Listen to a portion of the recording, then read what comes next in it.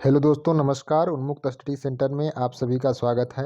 आज हम लोग आराम शाह के बारे में पढ़ेंगे। इसके पहले हम लोगों ने कुतुबुद्दीन ऐबक के बारे में हम लोगों ने पढ़ लिया है, ठीक है। और आराम शाह जो था, आराम शाह के बारे में कहा जाता है कि लाहौर में कुछ तुर्क अमीरों और मलिकों ने आराम शाह को गद्दी पर बैठाया था। संभवतः यह भी कहा जाता है ऐबक का कोई पुत्र नहीं था। इसके बारे में कई प्रमाण मिलते हैं। जुबैनी ने तारीख जहां में कहा, स्पष्ट लिखा है कि ऐबक के कोई पुत्र नहीं था। और मिनहाजुद्दीन सिराज ने भी उसकी 3 पुत्रियों का उल्लेख किया है, जिनमें एक कहा गया है कि एक का विवाह जो है इल्तुतमिश के साथ हुआ था, दूसरा का विवाह जो है नसरुद्दीन कुबाचा के साथ हुआ था। तबकात नासरी की पांडुलिपि के एक अध्याय में आराम शाह को जो है आराम शाह के नाम के बाद बिन ऐबक लिखा गया है, जिसका मतलब होता है ऐबक का पुत्र। लेकिन इस विषय पर अंतिम प्रमाण नहीं माना जा सकता। अबुल फजल ने भी आराम शाह को ऐबक का भाई कहा है।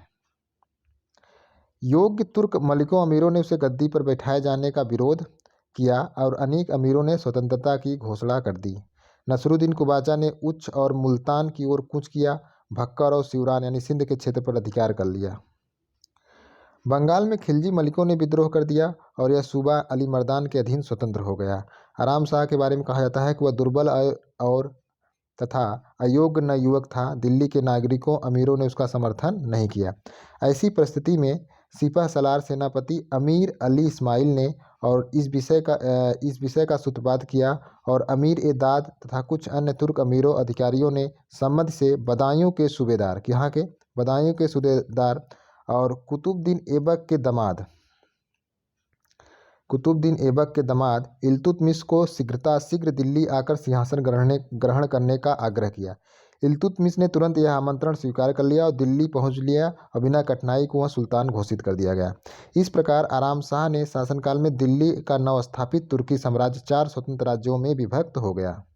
आराम शाह को जहां लाहौर के वहीं इल्तुतमिश को दिल्ली के तुर्क अमीरों का सहयोग प्राप्त था। आराम शाह ने अमरोहा से एक विशाल सेना एकत्र करके दिल्ली कूच किया। जूत के मैदान में, याद रखिएगा, जूत के मैदान में दिल्ली के निकट तराई में युद्ध में आराम शाह परास्त हुआ और उसका वध कर दिया गया।